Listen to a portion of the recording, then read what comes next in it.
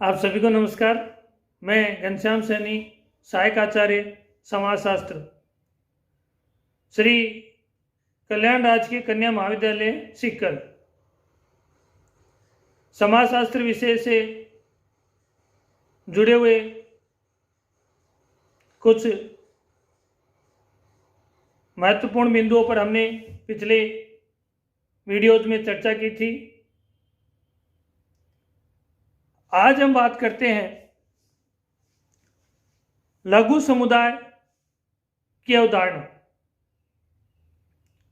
लघु समुदाय की अवधारणा रॉबर्ट रेडफील्ड ने विकसित की थी।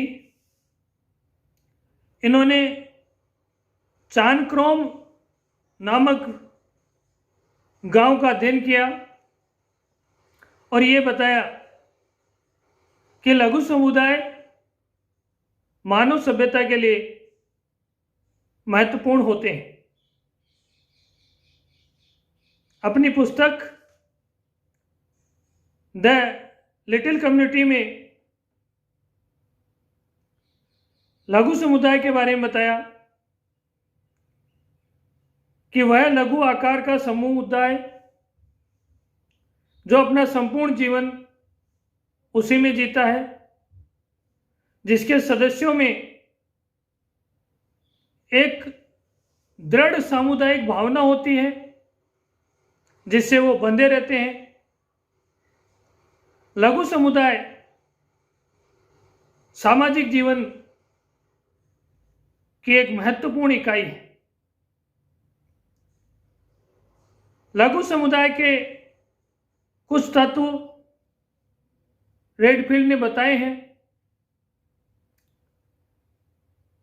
पहली बात, विशिष्टता। लघु समुदाय विशिष्टता लिए हुए होता है, अर्थात एक समुदाय में रहने वाले लोग रहन सहन, आवास निवास, धार्मिक अनुष्ठान, देवी देवता पूजा आदि सभी क्षेत्रों में एक विशिष्टता लिए हुए होते हैं जो उन्हें अन्य समुदायों से अलग करता है। दूसरी बात, लघुता। लघु समुदाय आकार में छोटा होता है। इसके सदस्य परस्पर प्रत्यक्ष संबंधों में बंधे होते हैं। उनमें प्राथमिक संबंध होते हैं। एक व्यक्ति एक दूसरे को व्यक्तिगत रूप से जानते हैं। स्मॉल होना या लघु होना ही इसका सबसे बड़ा तत्व होता है। समरूपता। लघु समुदाय में रहने वाले सदस्यों के रहन सहन, खान पान, वेशभूषा, आकार, व्यवहार, प्रथा, विश्वास, धर्म सभी क्षेत्रों में समरूपता पाई जाती है। यह उनमें पीढ़ी दर पीढ़ी हस्तांतरित होती है।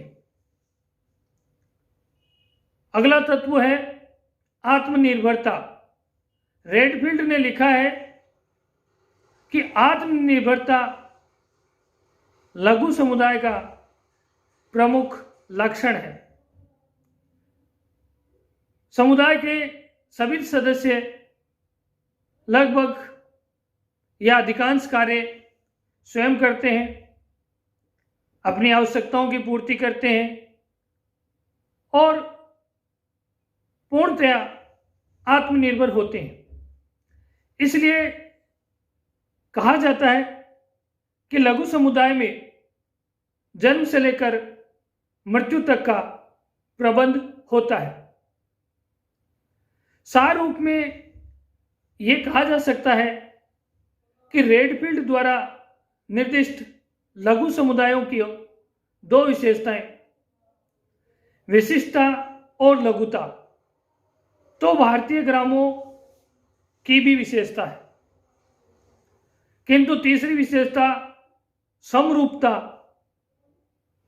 आंशिक रूप से ही भारतीय गांवों में पाई जाती है, क्योंकि यहाँ के गांवों में विभिन्न धर्मों और जातियों के आधार पर विविधताएं पाई जाती हैं। खान पान, रहन सहन, वेशभूषा, भाषा, रीति रिवाज आदि के आधार पर बहुत विविधता है। तो भारत देश में लघु समुदाय में समरूपता नहीं पाई जाती। और चौथी विशेषता आत्मनिर्भरता, इसका तो भारतीय गांवों में पूर्णतया अभाव पाया जाता है, क्योंकि भारत के गांव वर्तमान समय में तकनीकी समृद्ध गांव है, जहां सैकड़ों वस्तुओं के लिए वो उद्योग और शहरी समुदायों पर निर्भर है। आगे हम बात करते हैं कि लघु समुदाय के अध्ययन का क्या महत्व है। ग्रामीण समाज के अध्ययन में लघु समाज के अध्ययन का विशेष महत्व है। जैसे पहले बिंदु है वैज्ञानिक अध्ययन। जब किसी समुदाय के विभिन्न पक्षों का अध्ययन करना वांछित हो, तो ऐसी स्थिति में लघु समुदायों का अध्ययन करना अति महत्वपूर्ण होता है, क्योंकि लघु समुदायों से प्राप्त तथ्यों में प्रामाणिकता, वैधता, विश्वसनीयता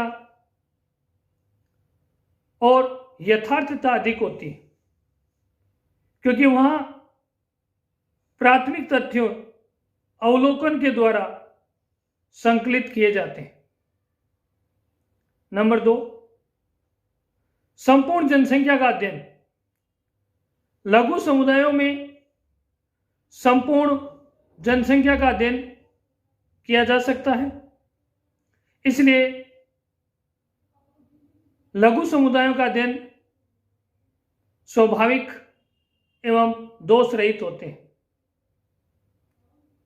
तीसरी बात जो है वो इसलिए भी महत्वपूर्ण है क्योंकि इनके निष्कर्ष वृहद समाज के लिए उपयोगी होते हैं।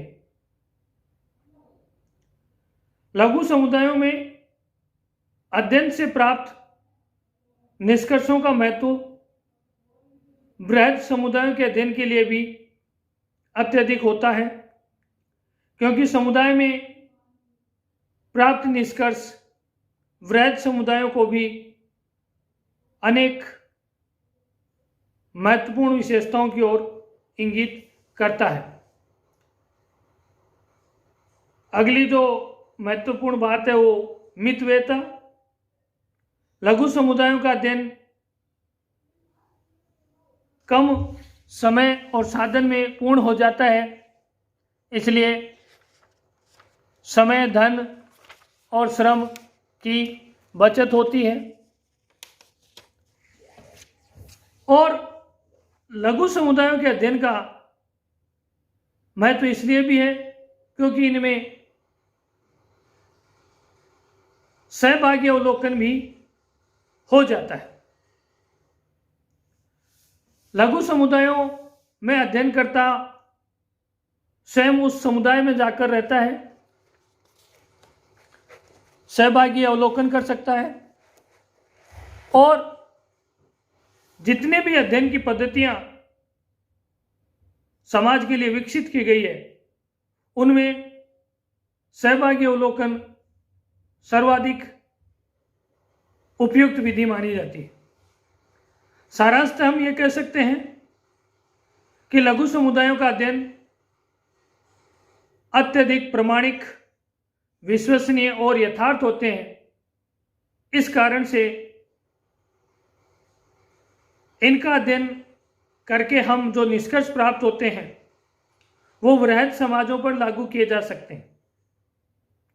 विभिन्न प्रकार की सामाजिक समस्याओं, सामाजिक रीति रिवाज, सामाजिक प्रथाएं, परंपराएं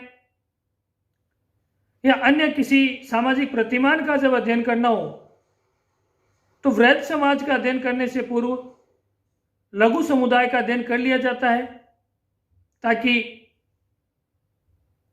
वह निष्कर्ष वृहद समाज पर लागू किए जा सकते हैं।